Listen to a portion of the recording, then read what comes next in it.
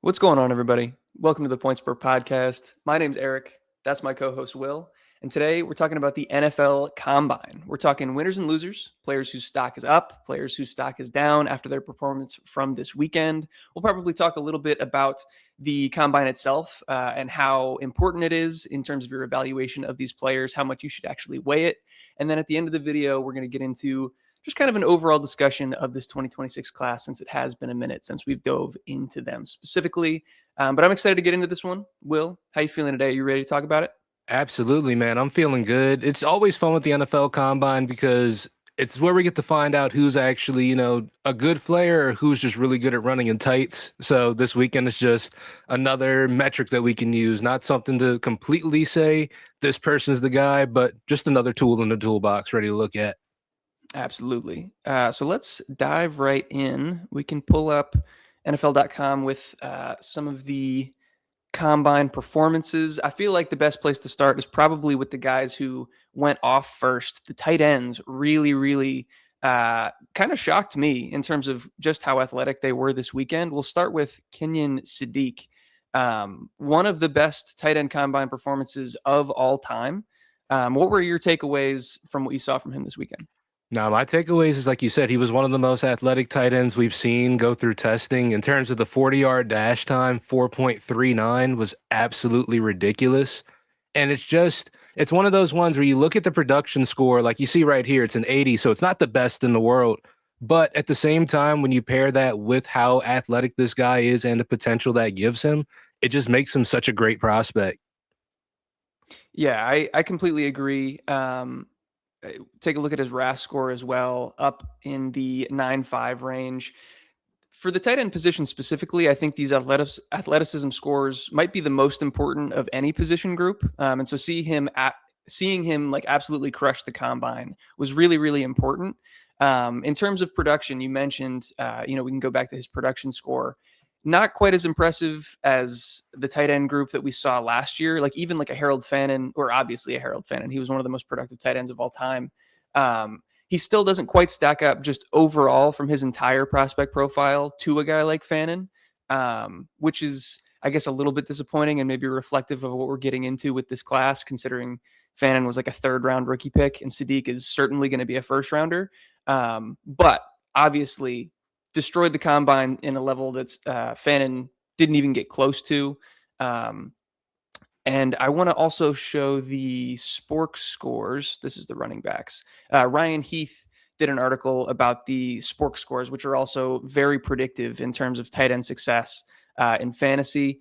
He was in the 100th percentile in that category and actually surpassed George Kittle for the best tight end Spork score of all time. So that's really good company to be in. You can see from his tweet down here the type of names that we're talking about him with. And so I think that's just a really impressive list to kind of be part of and something that gives me hope that he can really produce the next level. Absolutely agree. And I think even when looking at things like the size, like 6'3", 241, they don't exactly leap off the page. But we've also seen those sort of undersized tight ends, as we like to call them sometimes. We've seen those thrive in the NFL with the Sam Laportas and the Brock Bowers and the Trey McBrides as of late. Who's Trey McBride, not the biggest tight end in the world. And oddly enough, NFL.com, for his comp, they gave Kenyon Sadiq a comp of Trey McBride for some reason. I don't know. I'm not that ambitious about him, but hey, if I get someone that's somewhat like Trey McBride that runs a 4.39, that's somebody I'm taking a shot on. I mean, if then yes. It's not that simple for sure, but it's a funny comp to see on there for sure. NFL really has their I don't know who puts those together, but they're funny. 100%. And then we can keep it going at the tight end position. I think Eli Stowers absolutely deserves a shout if it'll let me click on him. But we can talk about him while we wait for it to load. Another incredible combine performance. I believe he was in the 99th percentile in terms of Spork score. And I think he had the best broad jump of any tight end ever. So incredibly explosive and more productive than we saw from Kenyon Sadiq at Oregon, but slightly undersized as well, coming in at 239. Let's say, if I'm not mistaken, he also had the highest vertical jump of any position ever. as well. 45 and a half? Yeah. Get in So the NBA, bro. What are we doing? get in the paint. But no, but seriously though, like that's another one, like you said, the athleticism absolutely jumps off the charts. He's a guy who's probably gonna end up going day two, but at the same time, he's gonna be a hell of a value at day two. I think he's gonna make Yeah. an impact pretty immediately. Yeah, there's been a little bit of chatter from some analysts and some kind of draft prediction specialists that he could sneak into the back end of the first with a team like the Broncos or somebody that's tight end needy. I don't see it actually happening, but if it does, draft capital would skyrocket him in terms of like where his profile kind of falls among historical tight ends. That would be a huge boost to his potential production, just given the opportunity that he would get based on that draft stock. But we'll see. I think day two is probably a more reasonable expectation. Who is it? Max Toscano is somebody that really evaluates the tight end position pretty heavily. I was looking into his evaluation of Stowers, and he seems a little bit less concerned about the fact that he's undersized. He seems like he's a relatively reasonable blocker. And typically he's kind of Toscano is kind of on the harsh side with these undersized guys, saying that they're not going to be able to translate to the NFL level. But he seems like there's at least an opportunity or a chance that he could be not useless as an inline player. Clearly he's more of like a slot type tight end, basically a wide receiver. But I think there's a chance that he actually gets valuable time on the field. He won't just be like a rotational guy. No, absolutely. If I'm not mistaken, this is also a former quarterback, correct? Yeah. In terms of, yeah. So I think he's one of those cerebral guys who just kind of, he's going to thrive when he's out there in the open field for sure and in the slot. Yeah, and I think that's also a good point to bring up, the fact that he's only been playing the position for what, 3 years or something like that. So he's got plenty of room to grow as well. He could get a lot better. Absolutely. So those were the two standouts at the tight end position. I also want to go back to Ryan Heath's article. He mentioned Sam Roush, and I think he's somebody that we should at least give a shout out. Not somebody that was really on either of our radars, I don't think, prior to the combine. I fully expected him to be more of a blocking guy, and especially when he weighed in at 267 pounds, I figured that was kind of a lock, that he wouldn't really be much of a fantasy producer. But then he absolutely crushed the combine. 7.08 second three cone put him kind of in the agility score range of Sam Laporta. And just based on that three cone drill alone, he actually ran faster than Darren Waller and Kyle Pitts just straight up. So I think he's definitely somebody that's going to be interesting in the later rounds of your rookie drafts. Absolutely. He's a good sleeper. Definitely to keep an eye on. Yeah. Tight end out of Stanford, if you don't already know. Anybody else at the tight end position that you want to talk about before we move on? I believe we wanted to mention Tanner Kozoil as well. You are correct. He finds himself more in the fallers category, again, from Ryan Heath's article here. He's a guy that if you haven't seen any of him before, he's really productive at a small school. I believe he played his first 3 years at Ball State before transferring to Houston for his senior year. Very productive. I don't have it pulled up to see it on camera, but I have his production metrics here. In his last 2 years, he went for 94 receptions, 839 yards, and 8 touchdowns. That was 2024. 2025 at Houston, he went 74 for 727 and 6. So from a college production perspective, that's very impressive. But we were a little bit worried, one, about the fact that he did it at a small school. So going to Houston was good. And then two, whether he was actually going to be an NFL level athlete. Kind of disappointed us here this weekend. If he had shown up and really put on a good performance, he would have been somebody that I probably would have caped for in the later rounds of rookie drafts. Now he's maybe a flyer in like the 4th round or something like that. Yeah, I'd agree. I don't think he didn't, like you said, he didn't break the doors off of anything in terms of the athleticism. And when you kind of look at that and you pair it up with that production, it does kind of look like a guy who really thrived in the small school setting. Yeah. So we'll see as we go through the process, or maybe if he can impress us at his pro day. But as of now, probably not somebody that you need to be thinking too much about. You want to go to the running backs? Absolutely. Do we want to talk about the main man first? Or we want to talk about... Yeah, I think we can go straight to Jeremiah Love if NFL.com will let me click on him. But we can start talking about him. Obviously, He's been the 101.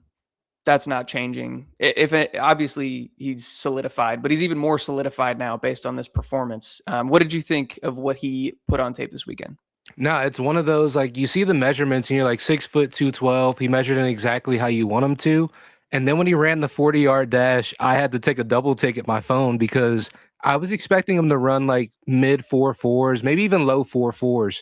Yeah. He ran a 4.36 and just broke the door off of everything. And there's a guy on our channel we want to give a shout out. We're not exactly sure who. Do you have everything? Do you have it pulled up? I don't have it pulled up. Maybe I can put it in the comments afterwards, but definitely deserves a shout out. Yeah, because he mentioned that Jeremiah Love was, he comped him to a Jahmyr Gibbs. And we were like, I don't know about that. He's a bigger guy. I don't know if that's the running style. I don't know if he's as fast as Jahmyr Gibbs. And then he goes and runs the same 40-yard dash time as Jahmyr Gibbs. Yeah. At about 20 pounds heavier. At about 20 pounds heavier. Close to it. I think Gibbs was just under 200 pounds. So yeah, like 15-ish pounds heavier. Crazy. Yeah, we knew he was explosive, right? Like we all watched the tape. We know that he's a big play waiting to happen. But like you said, I expected him to be closer to like low 4.4s. The fact that he's this fast is pretty incredible, honestly, at 212 pounds. And I think this is something that we can talk about when we give our general thoughts on this class as a whole. But Jeremiah Love is clearly elite, blue chip, high level prospect. Maybe the only one there is in this group. Oh, I think that's pretty safe to say now that we've seen a little bit more, gotten a little bit more data. There's definitely levels to this, and he is definitely the cream of the crop. Like in terms of where I feel like this places him, like he's a better prospect to me now than like Ashton Jeanty was last year. You think so? I think so, personally. In terms, if you look at the production score or production profile, how long he's been doing it, the level he's been doing it at, and then you pair it up with just this 40-yard dash time right here in the 10-yard split, I think that's enough to be like, yeah, I don't know if he's going to get drafted higher than Ashton Jeanty did because I don't know if Ashton Jeanty should have went 6th overall last year. But I think in terms of the prospect, he is a better one. I think that's fair to say. I guess I haven't looked deep enough into that comparison to give like a confident take one way or the other. I think he belongs in that conversation. Absolutely. The only thing I would worry about there is we saw Jeanty truly handle the load and get a ton of volume in college, whereas Jeremiah Love, not that he didn't get a bunch of touches, but he had Jadarian Price in the backfield with him. There was a lot of splitting, which, some people might say that that's a good thing. Some people are of the argument that you want to see guys with a lot of tread left on their tires. I would prefer to see guys be able to handle it. That doesn't mean that I don't think Jeremiah Love can. It's just, something to add in with context there. Absolutely. All right. I think Mike Washington should probably be the next guy that we talk about, considering he had one of the best running back combine performances of all time. Again, NFL.com is being a little bit slow, but had the fastest running back 40 this year, I think, at a 4.33, if I'm not mistaken, and did it at 223 pounds. That's wild. It's almost unheard of. Honestly, it's one of those ones like this is one I have to take a deeper look at because this may be a guy who may be really good at running in tights, and that's the only thing that scares me a little bit about Mike Washington. Like this is a big weekend for him in terms of boosting him, but I got to look a little bit deeper into the profile to see if that all matches up. I can tell you that the production will probably disappoint you a little bit. Okay. Like it's not like a Bashal Tutin type where he also crushed the combine, not quite to the level that Mike Washington did, but had a great size speed score, but was also incredibly productive at Virginia Tech. Mike Washington, just not that level of profile, in my opinion. But I think he did wonders for his draft stock, which could then, turn into more opportunity, which is always what you're looking for at the running back position. Absolutely. I think, like you said, this weekend is a good weekend for him. I just want to make sure, things look the way they do. It's not a Ferrari sitting outside an apartment. You know what I'm saying? Yeah. No, I think that's fair. And just to bring this in, 97th percentile SPORK score, according to Ryan Heath. And he put together an interesting list here talking about guys that scored this highly in terms of their sports score percentile. And it also depends on where they get drafted. So, like we mentioned, with that draft capital potential, if he goes in round 1 or round 2, the guys that score this highly typically have a very high upside and a good track record of success. Guys that go round 3 or later, even these super athletic guys tend to not really pan out. You see that in this list with guys like Keith Marshall, Isaac Guerendo, Antonio Gibson, Kenny Nwangwu. Obviously, Saquon is in there, but he was a first round guy. So if he's able to find himself getting drafted in those first 2 rounds, this could actually be very substantial news. This performance he had at the combine. If not, maybe not so much. So it really all just comes down to how NFL teams end up viewing him on draft day, and then we'll Yeah. go from there on how we look at him. Essentially, is what you're saying. Absolutely. Okay, that's fair. Yeah. And so I think that's all of the running backs that I want to talk about in a positive light. Do you want to talk about some fallers? Yeah, we can. I think one of the ones that I've heard the most that people were disappointed in this weekend, we can bring up probably first is Emmett Johnson. Yeah. I feel like a lot of people viewed him as the RB2 in this class. And honestly, just after this weekend, it got a lot grosser in general for the whole situation in terms of who the RB2 is. But in terms of Emmett Johnson himself, he definitely fell in terms of his athleticism score, just tested way below what we thought he was going to. Yeah, so he didn't look very good this weekend. One, the measurables coming in at 5'10", 202, that's fairly disappointing. We knew that he was on the smaller side, but the fact that he weighed in at 202 and then still ran 4.56, not the most enticing, not the most explosive in terms of his vertical or his broad jump either. He was also the only running back to participate in the 3-cone drill and put up just an abysmal time, like one of the worst that we've seen in a long time. So he probably wishes he could have that one back. Yeah, bro wishes he just didn't do it. He just didn't have to. Yeah. He was certainly productive at Nebraska. And I think kind of the saving grace for him is that he does have a good receiving profile. And he could potentially be that kind of third down satellite back still. We've seen a decent number of these guys that don't test well athletically and are undersized, kind of I don't know, maybe like Aaron Jones type profile that have Hell, carved out significant roles. Kyron Williams didn't test well at all. Absolutely. So, it's not necessarily a death knell for Emmett Johnson, but it certainly moves him down my board a little bit. I think it'll hurt his draft stock. And guys like Kyron Williams and Aaron Jones are very infrequent. They don't come around that often. Most of those profiles end up failing. So I don't want to just throw that out there like he is going to be those guys. I'm nervous about Emmett Johnson for sure. Yeah, this is one of those ones that it doesn't add up on the other end. Like you want to chalk it up almost to it being a bad day, but it's not. If you look at the data and you compare it to others, it just doesn't really look like a good situation. Yeah, no, I completely agree. Let's go to. You want to talk about Jadarian Price? Yeah, man. I was a little disappointed. I thought he was going to be faster than he was. Now, 4.49 is not slow, but I thought he was going to be low 4.4s, like at Okay. least a little bit faster than that, especially when you know that like he was the number 2 guy there. A lot of people say he should have been the number 1 in a lot of other places, and he just didn't really put up number 1 numbers. Now, with that being said, like if he does end up in the right spot and he does get the opportunity, I do think he is one of those guys that he can perform better than his combine, is on paper. But at the same time, it's just this didn't invoke a lot of confidence going forward. Yeah, he's somebody that I did have high hopes for. He was a lot of people's RB2 coming into the combine. The issue with his profile is simply that he was playing with Jeremiah Love. So he didn't get nearly the volume that any of these other top running back prospects got. His per touch numbers were fantastic, right? He was incredibly efficient on the touches that he did get. But like, how much credence can you really give to that when he's only getting 7 or 8 touches a game? Like if these other bell cow guys that are getting 18, 20 touches a game were given 7 or 8, they'd probably be more efficient too. Like we can't know for sure. And so it's tough to say what he would have done with more volume.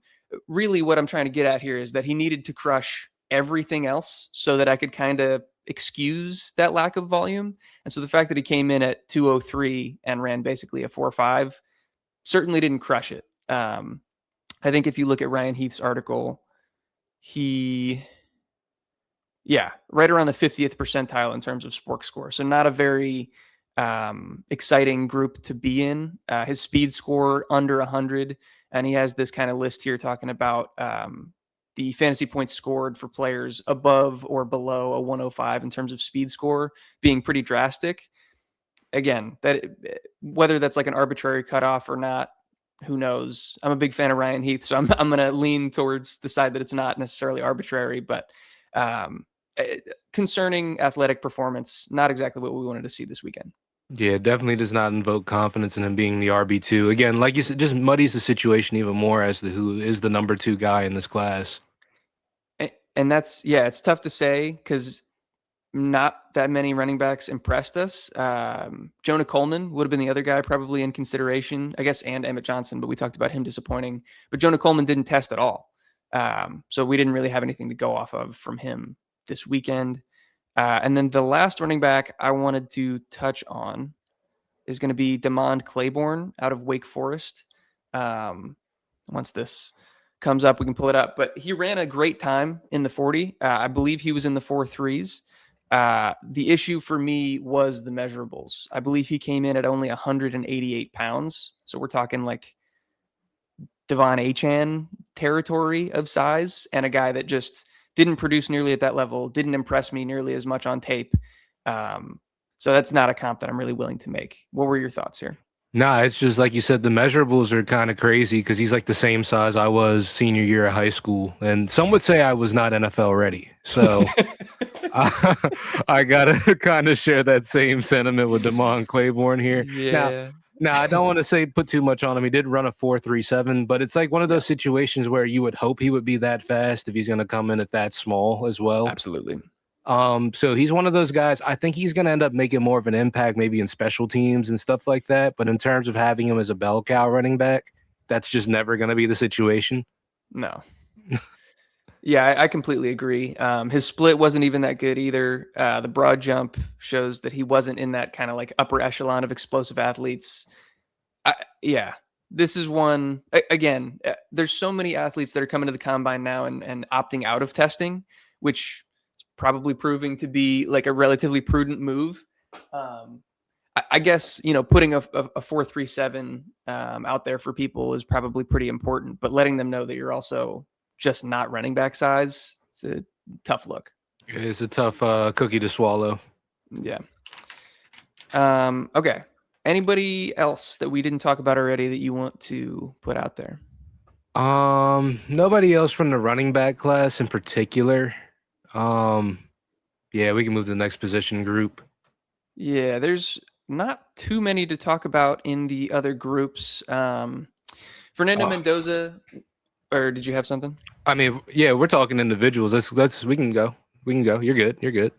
Yeah, Mendoza showed up and didn't test. I thought it was notable that he weighed in at 237 pounds after being listed at 225. Again, take that with a grain of salt considering he didn't run the 40. So who knows if that's going to be his playing weight or not. But that's relatively encouraging just in terms of durability and size for him. Any thoughts there? No, it was one of those. That was one of the concerns I think people had coming into this is that he would be a little small, but him beefing up like that is definitely one of those. He's taking the necessary precautions to protect himself, especially since he's not going to be a super mobile quarterback at the next level, I'd imagine. Yeah. And then I know you wanted to talk about Taylon Green. I thought he put up an incredibly impressive performance this weekend as well. Yeah, so I want to talk about Taylon Green. I want to make sure people know I'm not saying that he should go number 1 overall. I want to say that I think the whole Anthony Richardson situation is kind of what made it so Taylon Green's probably going to get a better shake in the NFL than Anthony Richardson ever did, because he's going to be drafted and used the way that he probably should be, which is a guy who can throw the football, but is just a freak athlete that you can kind of throw anywhere on the field.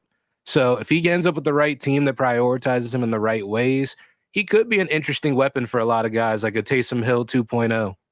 Yeah, I think that's a fair comparison. I think he's much more athletic than Taysom Hill was. Absolutely. Yeah, he put up, I think, the best quarterback combine performance of all time, or at least since like 1987, somewhere in there, like either first or second. Coming in at 6'6", 227 pounds and running a 4.36 is crazy. 43.5-inch vert, 11.2 broad jump. He's just incredibly explosive. And we saw that on tape from him at Arkansas as well. Wasn't super impressed with him as a passer, but that's something that you mentioned. We've seen Anthony Richardson and that kind of project work out the way that it did. He's still young and sounds like he might be on the trade block. We'll see if he ends up somewhere else. I would comp him kind of in a similar realm to maybe Jalen Milroe last year. Yes, I think Jalen Milroe, but I would even say maybe even a little bit worse at throwing the ball than Jalen Milroe. Yeah, But maybe. in terms of being an athlete, definitely above Jalen Milroe. So it evens out in somewhere. But I think that is the correct range for a guy like this. I think he's going to be interesting. And I think if this were 4 years ago, this guy might go first overall just because of the combine he had. Yeah. But I think, teams have gotten a lot smarter since that situation. And I think he's going to get a better shake at it. Yeah. And, again, I think the likelihood that he works out as an NFL quarterback or a fantasy producer is low, but he's a dart throw that I'm willing to take at a premium position. And I think you'll be able to make that selection cheaper than you even had to with Jalen Milroe last year, where he was kind of like a late second round rookie draft pick in Superflex leagues. Talon, I think, is going to be at least a third rounder. Yeah. I mean, this guy literally, he could end up like why am I forgetting his name now? Terrell Pryor 2.0 even. Yeah. 6'6", 227. He's a monster. It's very possible. Yeah, we could see him transition to a different position, although he has been pretty adamant to this point that he wants to stick at quarterback. So we'll see about that. And then wide receiver, we can go to fairly quickly, again, if it'll load for me. Really one of the only guys that I wanted to touch on was Casey Concepcion. He didn't test at all, which is a little bit disappointing. I would have liked to see him run the 40. I would have liked to see him do some of the athletic stuff just to see how he kind of compares. But I was really impressed with the measurables and the weigh-in. I do think we should take that with a little bit of a grain of salt, considering he didn't test. And so who knows, if he was just bulking up for the sake of looking good in the measurables. But I believe he was listed on the Texas A&M website at 5'11" and like 180 something. And so the fact that he came in at 5'11" and some change, like closer to 6 foot and 196 pounds is pretty impressive to me. Yeah, absolutely. It takes him up a notch from being like a small guy who can play in the slot to someone who could actually make more of an impact as a wide receiver. Yeah, no, I 100% agree. I don't put much stock into it necessarily. A lot of people were really impressed with how he looked in the gauntlet drill, catching footballs on both sides. So that's some people's take that, that was a positive. I also saw the opposite end of the spectrum from Matt Waldman on Twitter, just kind of a film guru that I really respect over there, talking about his catching technique, saying that he was using the clap attack in the gauntlet drill, which he thought was pretty concerning. There's plenty of guys that we've seen succeed in the NFL that he's kind of given that assessment to. My cat's flying around. But typically not like your high-end starters doing that. So we'll see if he can improve upon that or if that was just a one-off. Absolutely. We got to see more from Casey Concepcion. But like you said, the size itself is just an upgrade from over the weekend. Absolutely. And then anybody else you want to talk about at the wide receiver position? Omar Cooper Jr. I was impressed by his 40-yard dash time just on top of the plays we've seen him make throughout the season. Just somebody that I was a little bit high on going into the offseason that just thought he solidified his spot a little bit more. And also a lot of scouts coming out of the weekend comparing him to a Prime Deebo Samuel, which pretty cool comparison to come out with. And I think fits him well as a player as well. Yeah, maybe a poor man's Deebo, but I agree with that kind of stylistic comp for sure. Absolutely. I think he did run 4.42, so that was impressive to see. Carnell Tate, I think probably at least deserves a mention. Came in a little bit lighter than we expected. I think he was listed just over 200 pounds and came in at like 196, and then still ran in the mid 4.5s, which at that weight, not that impressive. I think both of us, we talked about this a little bit before we came on. That's around where we expected him in terms of speed. But from the sentiment that we've heard from the community, it sounds like a lot of people thought he was a burner, thought he was going to be like a low 4.4s guy. So I'm not as disappointed by the result, but it seems like the community might be. Yeah, it's one of those. I kind of expected a 4.55 to be honest. So to see 4.53 came in a little bit under. If he had came in with like a 4.4 something, I would have been impressed at that point.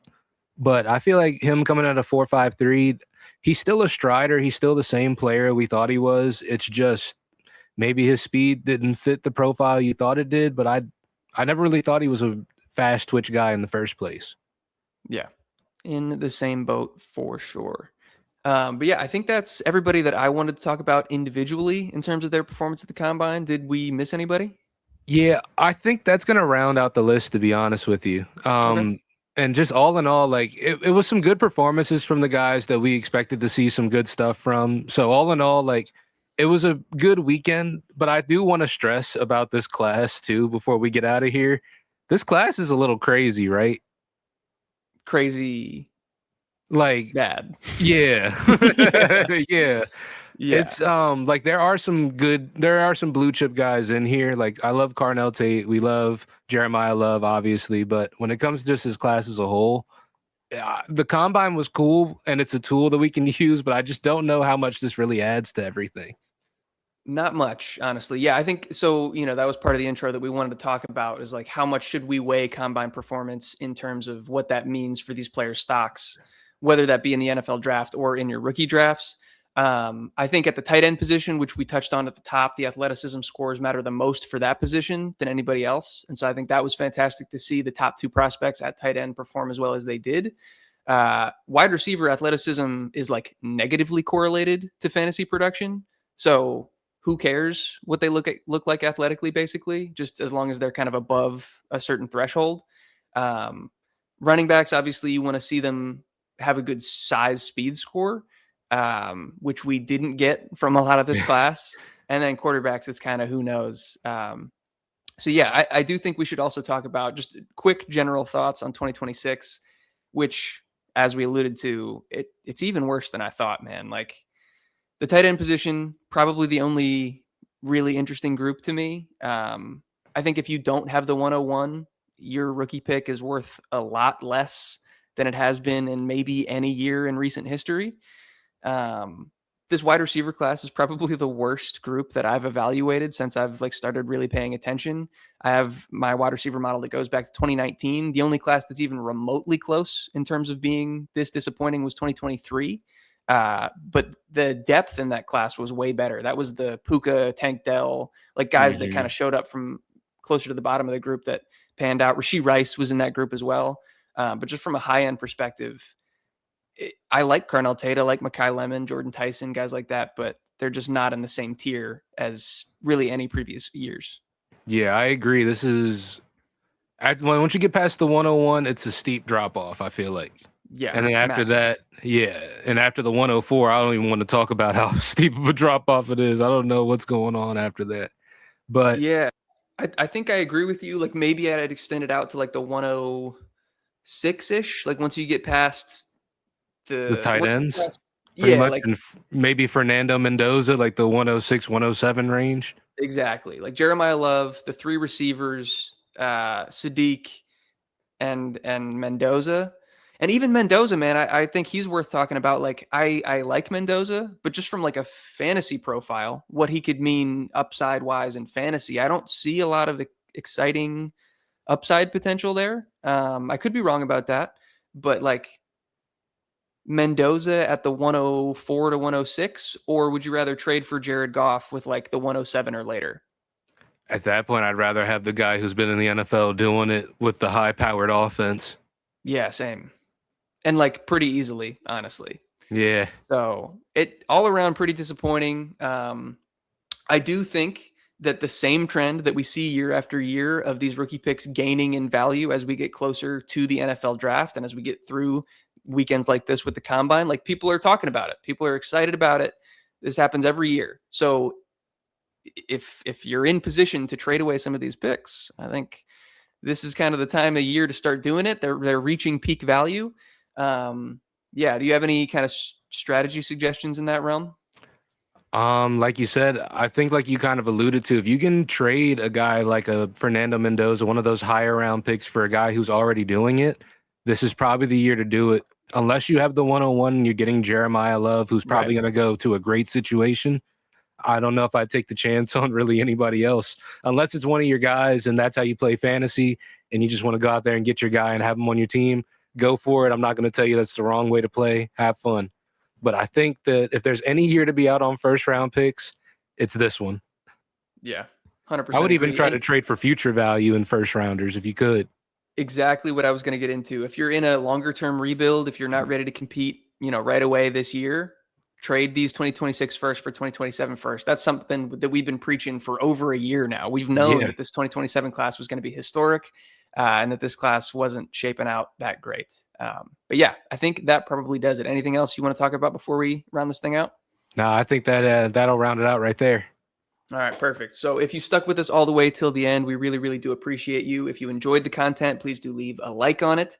And if you're interested in more content like this, we'll be, doing mock drafts, post combine stuff, talking about landing spots from other NFL mock drafts. If you're interested in seeing any of that, please do subscribe to the channel and hit that notification bell so you can stay up to date with all of our latest releases. And be part of the conversation. Join us in the comments. Let us know what you thought about these combine performances. And just this 2026 class in general. Are you as down on it as we are? But yeah, I think that'll do it. And we will catch you in the next one. Peace. Peace.